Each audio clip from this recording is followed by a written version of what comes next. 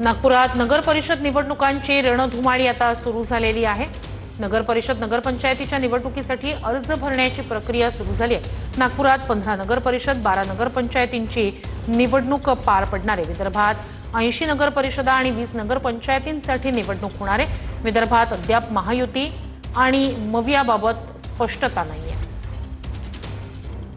अधिक या सगळ्या संदर्भात जाणून घेऊया आपले प्रतिनिधी गजानन उमाटे यांच्याकडनं। गजानन, आजपासून अर्ज भरायला सुरुवात, मात्र नेमकं लढतींचं चित्र किंवा स्थानिक समीकरणांचं चित्र कसं असेल, काही स्पष्टता याबाबत? अर्ज भरायला सुरुवात झालेली आहे।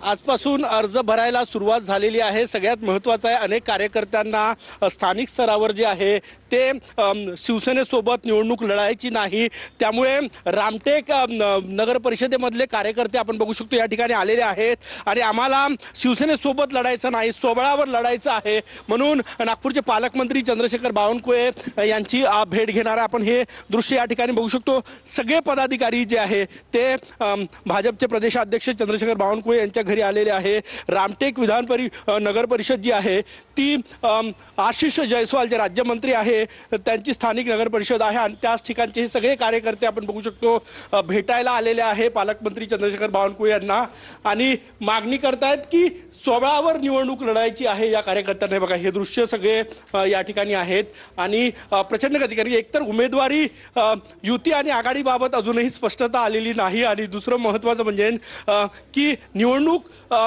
कुणासोबत लढायची हा सगळ्यात मोठा प्रश्न आहे। बघा महिला पदाधिकारी सुद्धा आलेले आहे। ताई काय सांगणार, तुम्ही कशासाठी आले? मी सरांशी बोलल्यानंतर बोलेन या विषयावर। तुम्ही साहेबांना भेटायला आले? आम्ही साहेबांना भेटायला आलो। आमचा पक्ष जो निर्णय घेईल आम्ही पक्षासोबत आहो आणि सरांच्या शुभेच्छा आम्हाला हवे म्हणून आम्ही सभाला भेटून काही बोलू, त्यानंतर आपल्याला एकत्र लढणार आहे तिथे की वेगळे लढणार आहे? जे आमचा पक्ष निर्णय घेईल आम्ही त्यांच्यासोबत आहोत। नक्कीच आपण हे दृश्य या ठिकाणी बघू नक्कीच शकतो। नक्कीच गजानन, नक्कीच आता भेटीनंतर नेमकं काय ठरतंय याकडे लक्ष असेल।